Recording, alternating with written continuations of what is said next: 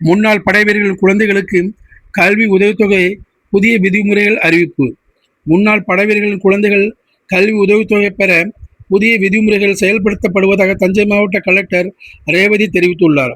இது தொடர்பாக அவர் வெளியீட்டில் செய்திக்குறிப்பில் கூறியிருப்பதாவது: தமிழகத்தைச் சேர்ந்த தகுதியுள்ள முன்னாள் படைவீரர்களின் குழந்தைகளுக்கு கவர்னரை தலைவராக கொண்ட தொகுப்பு நிதியிலிருந்து ஒவ்வொரு கல்வியாண்டும் பள்ளி படிப்பு முதல் இளநிலை மற்றும் முதுநிலை பட்டப்படிப்பு, தொழில்நுட்ப பட்டப்படிப்பு, பட்டய படிப்பு ஆகியவற்றிற்கு கல்வி உதவித்தொகை வழங்கப்பட்டு வருகின்றது.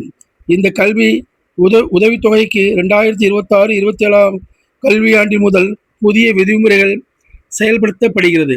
அதாவது, தொழில்நுட்ப பட்டப்படிப்புக்கு விண்ணப்பிப்பவர்கள் 12ஆம் வகுப்பில் 60% கூடுதலாக மதிப்பெண் பெற்றிருந்தால் கல்லூரியில் சேர்க்கை பெற்ற முதல் வருடத்திலேயே கேஎஸ்பியில் நவம்பர் 30ஆம் தேதிக்குள் விண்ணப்பிக்க வேண்டும். கேஎஸ்பியில் நிராகரிக்கும் பட்சத்தில் தொகுப்பு நிதி கல்வி உதவித்தொகைக்கு விண்ணப்பிக்கலாம். இணையதளம். அதாவது, பள்ளி கல்வி உதவித்தொகைக்கு விண்ணப்பிக்கும் விண்ணப்பதாரர்கள் படிக்கும் போதே அதே கல்வி ஆண்டிலேயே விண்ணப்பிக்க வேண்டும்.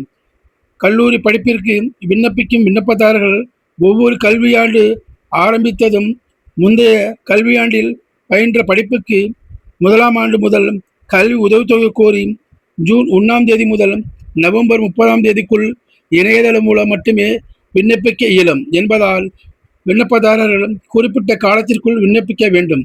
தவறும் பட்சத்தில் அடுத்த கல்வியாண்டில் விண்ணப்பிக்க இயலாது.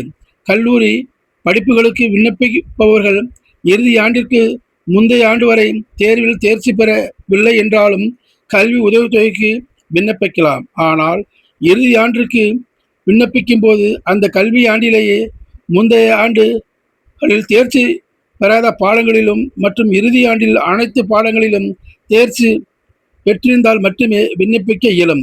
மேலும் விவரங்களுக்கு தஞ்சை மாவட்ட முன்னாள் படைவீரர் நல அலுவலகத்தை நேரில் அணுகி தெரிந்து கொள்ள வேண்டும் என்று கேட்டுக்கொள்ளப்படுகிறது. நன்றி நேயர்களே. நான் மீண்டும் உங்களை வேறு பதிவில் சந்திக்கின்றேன். நன்றி, வணக்கம். என் இனிய தமிழ் மக்களே, உங்கள் ஆதவன் டிவியில் ஆதவன் டிவியுடன் இணைந்திருங்கள். உங்கள் ஆதவன் டிவியில் ஆதவன் டிவியுடன் இணைந்திருங்கள்.